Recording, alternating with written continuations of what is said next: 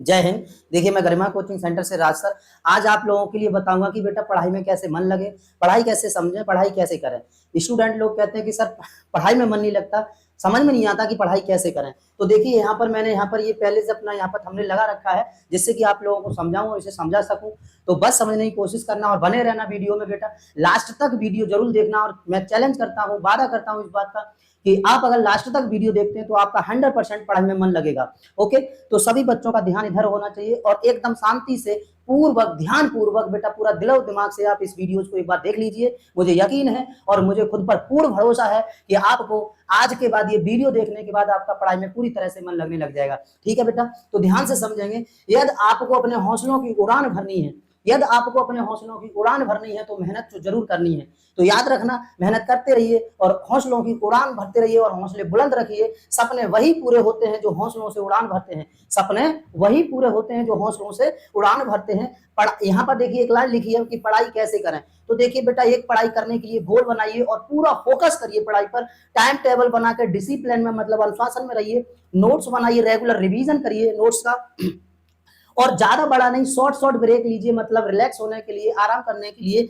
और मोटिवेट रखिए खुद को कि अपने को मोटिवेट कैसे रख पाए, खुद कैसे समझें। मतलब दूसरों को समझने से बेटर है कि खुद को समझिए। जितना आप खुद को समझ लोगे उतना बेटर होगा बेटा जी। तो खुद को समझने की कोशिश ज्यादा करें, कॉन्सेप्ट को समझें और रटे नहीं कभी। रटी हुई चीज ज्यादातर याद नहीं रहती, 2 4 6 दिन याद रहती है फिर भूल जाते हैं। इसलिए कॉन्सेप्ट से समझी हुई चीज हमेशा हमेशा के लिए याद रहती है। तो आप कॉन्सेप्ट से समझिए और बेटा किसी भी टॉपिक्स को रटने की कोशिश मत कीजिए। ठीक है, पढ़ाई में मन कैसे लगे तो याद रखना, जो पढ़ रहे हैं उसे समझ के पढ़ने की कोशिश कीजिए। मतलब जो पढ़ रहे हैं आप उसे समझिए कि क्या कह रहा है, हमें इसमें क्या ये बता रहा है, हमें इसे कैसे समझना है। तो समझने की कोशिश जरूर करें जितना आप पढ़ रहे हैं। इंटरेस्ट के साथ मतलब आनंद के साथ किसी भी सब्जेक्ट को पढ़ें, जरूर समझ में आएगा। यदि आप किसी भी सब्जेक्ट को आनंद के साथ पढ़ रहे हैं तो आपको पूरा समझ में आएगा बेटा। किसी भी सब्जेक्ट या किसी भी टॉपिक को बोरियत फील होकर कभी भी मत पढ़िए। अगर आप बोरियत फील होकर पढ़ रहे हैं तो आपको पूरी तरह से समझ में नहीं आएगा।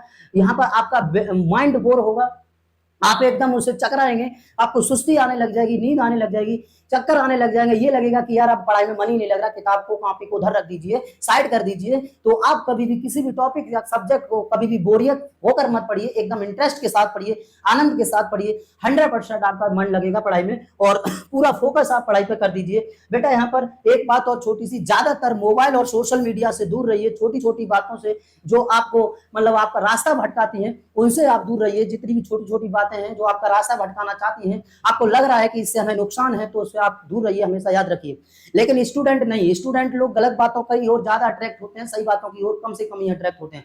जैसे मोबाइल हो गया, सोशल मीडिया हो गया और छोटी छोटी बातें कि उसने क्या कहा, उसने हमसे क्या कह दिया, ये क्या कर दिया, वो क्या कर दिया, ऐसी बातों पर ज्यादा फोकस करते हैं। जब ऐसी बातों पर आप फोकस करोगे तो बेटा कहां से पढ़ाई समझ में आ जाएगी, मन लगेगा ही नहीं। मन जब लगेगा जब सबको त्याग कर खुद पर फोकस करो, खुद पर मोटिवेट करो, खुद को मोटिवेट करो और खुद को समझो, तब पूरी तरह से आपका पढ़ाई में मन लगेगा। तो अगर पढ़ाई में मन आपको लगाना है तो दूसरों को मत सुनिए, अपने को सुनिए। अगर आप अपने को सुन रहे हैं तो आपका प्रॉपर पढ़ाई में मन लगेगा। ठीक है, स्टूडेंट लोग तो लोग ये कहते हैं कि यहाँ पर कि सर पढ़ाई में और फिर क्या करें जिससे कि हमारा और अच्छी तरह से मन लगने लग जाए। तो देखिए मैं अब आपको अलग तरीके से एक बात बता रहा हूँ यहाँ पर कि आप और क्या करें जिससे कि और अच्छी तरीके से आपका दिमाग जो है पूरी तरीके से आपका पढ़ाई में लगे।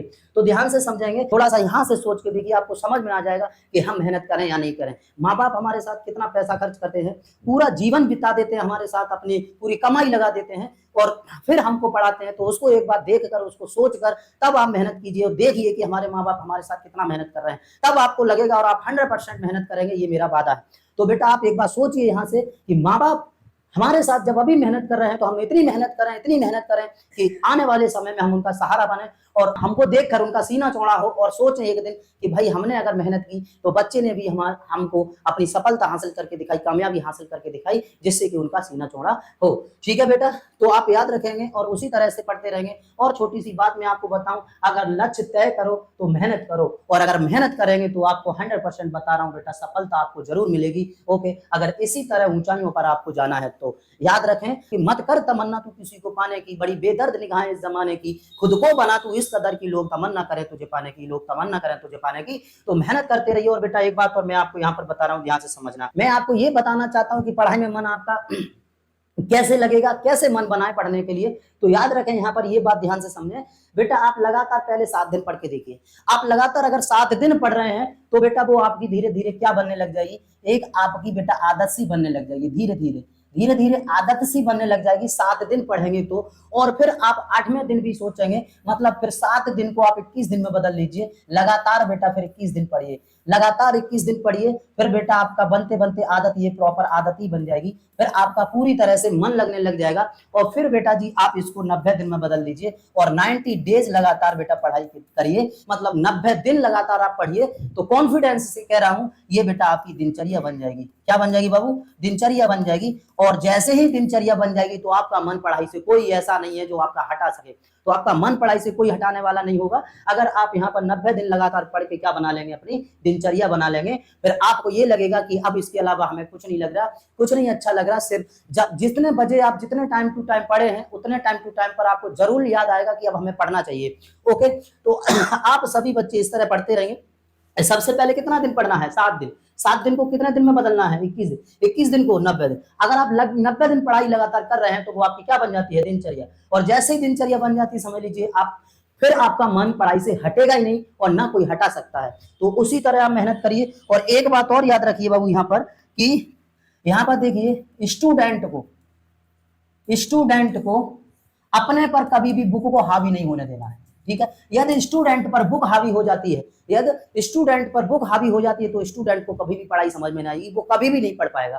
ठीक है, तो याद रखना स्टूडेंट पर कभी भी बुक हावी ना हो पाए। अगर बुक हावी हो गई तो स्टूडेंट से कहेगी भाई तू बहुत घूम लिया, बहुत फिर लिया, बहुत मोबाइल देख लिया, टेलीविजन देख लिया, उधर उधर 4-5 बात को बहुत कर लिया। अब एक काम करो, थोड़ा सा पढ़ लीजिए, 10 मिनट, 5 मिनट, 1 घंटे, 2 घंटे थोड़ा सा पढ़ लो, जिससे कि क्लास में कल आप जाए तो आपकी पिटाई बच जाए, आपकी कॉपी चेक हो तो आपकी पिटाई बच जाए कि आपके सर सुनेंगे। याद कर लीजिए, तो वहां पर क्या हो चुका है, आपकी बुक आप पर हावी हो चुकी है। ऐसा कभी भी मत होने देना कि बुक को आप खुद पर हावी होने दें। ठीक है, बुक को ना बेटा, आप खुद बुक पर हावी हुई है। यहाँ पर अगर आप बुक पर हावी हो चुके हैं, ध्यान से समझिए, अगर आप बुक पर खुद हावी हो चुके हैं तो बुक ये कहेगी कि बाबू अब रुक जा, घंटा 1 घंटा थोड़ा आराम कर लीजिए, जिससे कि आप अपने माइंड को रिलैक्स कर लो और फिर थोड़ी देर में पढ़ लेना। ओके, तो बुक ही खुद कहने लगती है अब थोड़ा सा आराम कर लीजिए, यदि आप लोग बुक पर हावी हो चुके हैं तो। याद रखें, कभी भी बुक को अपने पर हावी ना होने दें, खुद को बुक पर हावी होने देना है,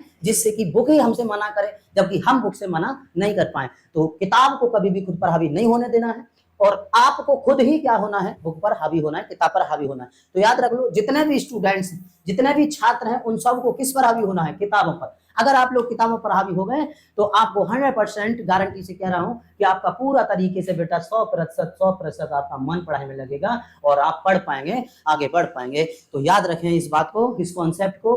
ठीक है बेटा, एक बात और याद रखना, कहते हैं कि थक गए हैं पैर लेकिन हिम्मत नहीं आ रही।